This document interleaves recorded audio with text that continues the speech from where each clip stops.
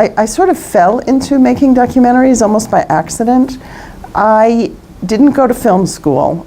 And back then, in the early 70s, mid 70s, not a lot of people went to film school. I mean, it really wasn't a big thing then.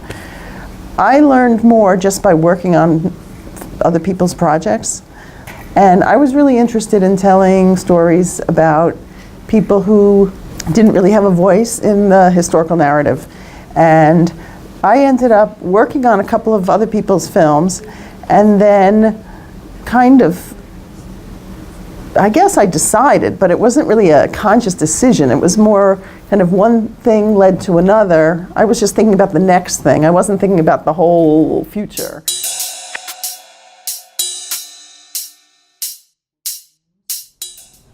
Okay, so the first film that I co-directed was a film about a multiracial all-women's jazz band in the 1940s. And I thought it was a really interesting kind of footnote to jazz history. Nobody really knew about these women. And some of them, most of them, not all, were still alive. And I wanted to tell their story because it was so inspirational that women could do things, play the trombone, play big band instruments, which we never saw women playing. And not only that, but they were a racially mixed group and traveled through the segregated South. So they were kind of rebels in a way. So I thought that was an inspirational story that I wanted to make a film about.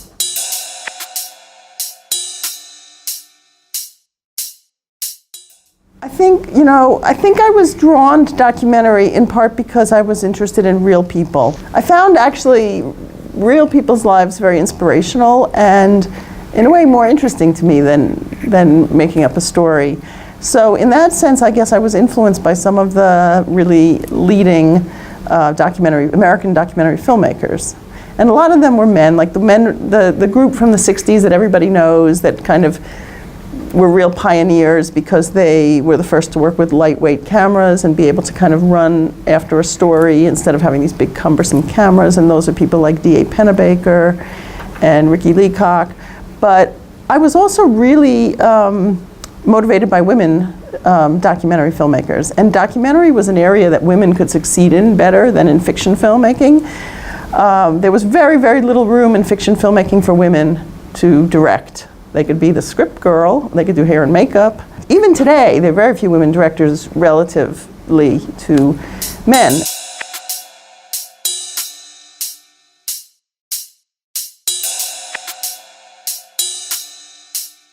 Well, I think everyone has to find their own way in a way. I think there are grants out there, not many, but there are grants. My last film, I was lucky enough to get a grant from New York State Council on the Arts. I had kind of almost given up applying for those because so many people apply for them. But just kind of, you have to routinely apply for everything and you never know. It's a little like winning the lottery. But I think if you're just starting out, one thing really good to do, if you can do it, is pair yourself with someone who's more experienced, because that can help you get access, like maybe that person has had access to certain funding sources already that you could go back to.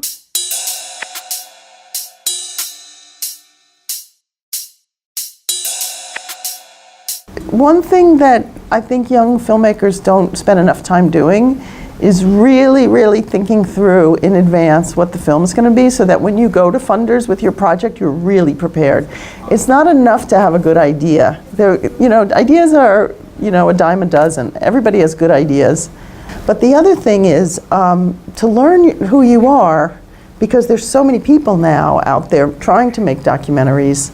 There's so many, and that's a good thing about the digital revolution, but it's also a bad thing. There's so much competition. So you have to find out what you have to say. What are you bringing to this field that's different from anyone else? And it's not just the subject, it's how you see it. It's your view on it. And it takes a lot of work to find out what that is. It's not really readily apparent how the film you make about a certain subject is going to be different than the film I make or someone else makes. And if you can't really define what that is, what it is about you that connects with this subject, what it is about you that's going to bring something really new and fresh to it, you haven't done the groundwork and you're really not ready to start making the film.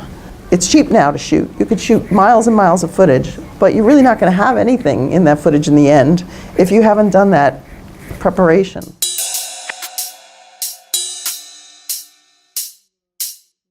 Every film I've made, I've had a huge amount of problems finding materials, because I'm really interested in the stories that haven't been told and that are not really well documented.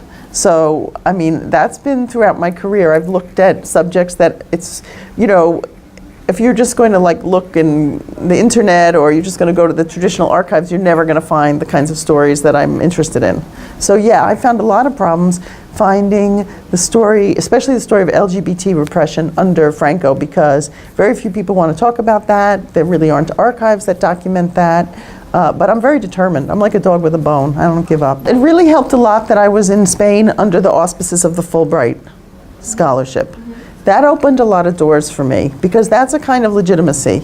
I mean, I think people were wary of an American coming to make a film about Spain. They weren't really going to just tell you their story right off the bat without meeting you. I had to learn Spanish.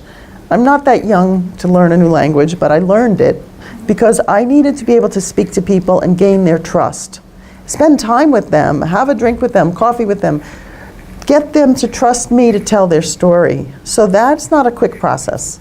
And so, no, I couldn't call up people and say, oh, will you be in a film? It was more, I'm starting to do the research, you know, a lot of lead time in advance. I'm starting to do the research. Can we meet? Could you help me? If you're the filmmaker, you're the storyteller, but it's not your story. You have to really respect the people whose story it is, and you have to get them to trust you.